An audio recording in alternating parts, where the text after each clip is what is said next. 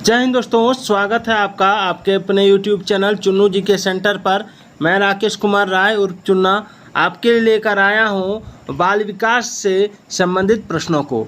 आप देख सकते हैं ये सारे प्रश्न परीक्षाओं में पूछा गया प्रश्न है। तो चलिए स्टार्ट करते हैं। ये झारखंड टैट, सी टैट, यूपी टैट, सभी तरह की टैट परीक्षाओं के लिए इम्पोर्टेंट है। खासकर अभी जो झारखंड टैट होने वाला है, जे टैट होने वाला है, उसके लिए मैं ये वीडियो स्पेशल लाया हूँ। तो चलिए स्टार्ट करते हैं। सवाल यहीं से बनता है। पिछले वीडियो में मैंने 44 प्रश्न दिया है, आज फिर से आपको 30 से 40 प्रश्न में दूंगा। तो चलिए स्टार्ट करते हैं और देखते हैं। पहला सवाल है कि अवसर वंचित बालकों का स्वप्रभय बहुत निर्बल होता है, क्योंकि अवसर वंचित बालक का स्वप्रभय बहुत निर्बल होता है। क्यों?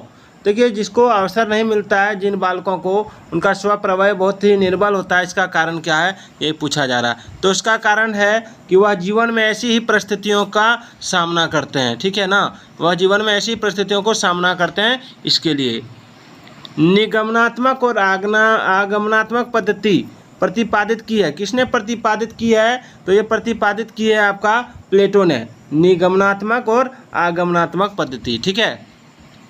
नेक्स्ट है वृद्धि और विकास प्रक्रिया अच्छी तरह प्रदर्शित की जा सकती है। कहाँ की जा सकती है? तो आपका हो जाएगा आंसर सतत तथा व्यापक। ठीक है।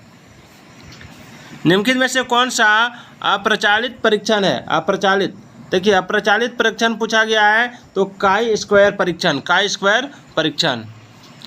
ये मॉक टेस्ट चल रहा है दोस्तों। निम्नलिखित में से किसने समायोजन सिद्धांत प्रस्तावित नहीं किया है? अगर आपको बाल विकास यानी पेडागोगी CDP अगर आपको डिटेल में पढ़ना है तो कमेंट कीजिएगा, मैं डिटेल में भी पढ़ाऊँगा।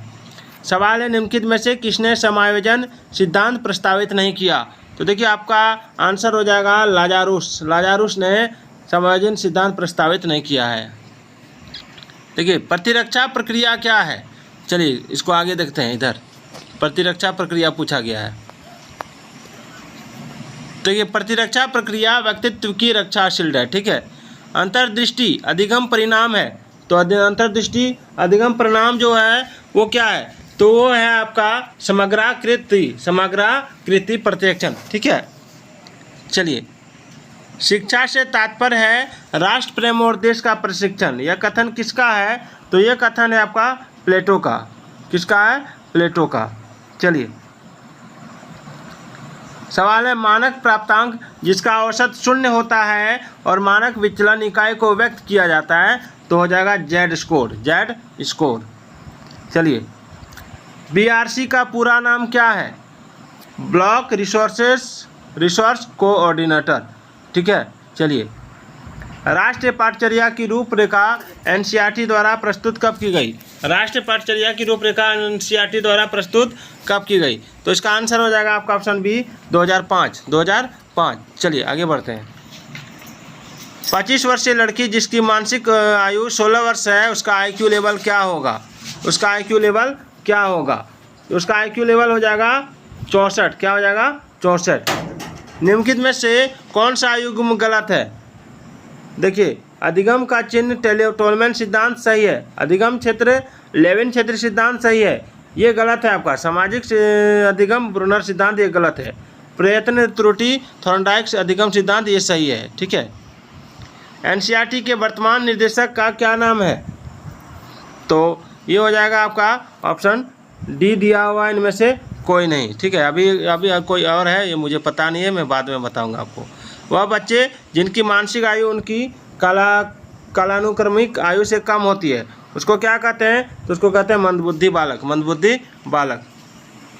संप्रत्यय महत्वपूर्ण वाहन क्या है? तो संप्रत्यय महत्वपूर्ण वाहन है चिंतन प्रक्रम का। चलिए आगे बढ़ते हैं।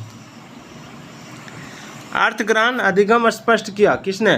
तो ऑप्शन बी असम्बेल ने। चलिए, सीखना क्या है? चलिए देखते हैं। सीखना जो है वो आपका क्या है? अपेक्षित व्यवहारगत परिवर्तन है। निम्नलिखित में से कौन सा संवर्ग ज्ञाने के अधिगम अनुक्रम में नहीं है? तो देखिए इसका आंसर हो जाएगा आपका प्रतीकारात्मक साहचर्य। निम्नलिखित में से कौन सी भाषा विकास की विशेषता नहीं है? तो उत्पादकता। रचनात्मक उपागम का उद्गम क्या है? तो ऑप्शन डी उपरोक्त बी तथा सी दोनों, सामाजिक मनोविज्ञान और संज्ञानवादी। दर्शन की कौन सी शाखा ने प्रामाणिकता के विकास को शिक्षा का एक लक्ष्य माना है? तो अथार्ववादी। क्या हो जाएगा? अथार्ववादी। स्वयं के लिए जो वह बनाता है वही व्यक्ति है, इस विचार का समर्थन कौन सा दर्शन करता है? तो ऑप्शन सी अस्तित्ववाद। ज्ञान मीमांसा का संबंध किससे है? तो ज्ञान मीमांसा का संबंध अनुदेशन की विधियों से है। रविन्द्रनाथ टैगोर ने अपनी शिक्षा संस्थाओं में किस प्रकार के पाठ्यक्रम को लागू किया था? तो आयु के अनुसार आध्यात्मिक क्रिया प्रधान, उपयुक्त सभी हो जाएगा। ये हो जाएगा आपका उपयुक्त सभी। शिक्षा की प्रकृति की ओर वापस जाने का सिद्धांत किसने दिया था? तो इसका आंसर हो जाएगा रूसो ने। समाजशास्त्र का जनक किसे माना जाता है? तो इसका आंसर हो जाएगा प्लेटो।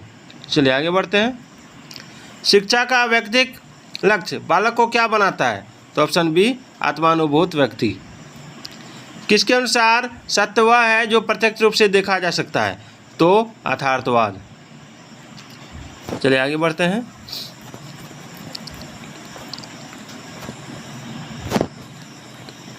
जीवन के नैतिक मूल्य दर्शन के किस सिद्धांत से संबंधित हैं? तो देखिए इसका राइट आंसर हो जाएगा मूलाधार। प्रकृतिवाद ने किस प्रकार के अनुशासन का समर्थन किया? तो ऑप्शन सी मुक्तयात्मक अनुशासन। मध्यमान की मानक त्रुटि का संबंध किससे है? तो मध्यमान की गणना में हुई त्रुटि से। आत्मनियंत्रण, संवेदनशीलता और आत्मज्ञान उपदेश है? तो ऑप्शन सी बुद्ध के। शिक्षा के लोकतांत्रिक स्वरूप का अनिवार्य मूल्य क्या है? तो उपरोक्त सभी हो जाएगा। जीवन की गुणवत्ता, मानव गरिमा, भावनात्मक समाकलन। ब्रिटिश काल में शिक्षा थी कैसी थी? आधुनिकवादी, विशिष्ट वर्गीय, समतावादी, प्रजातांत्रिक। तो इसका आंसर आपको कमेंट करना है। और आज का वीडियो कैसा लगा कमेंट जरूर कीजिएगा।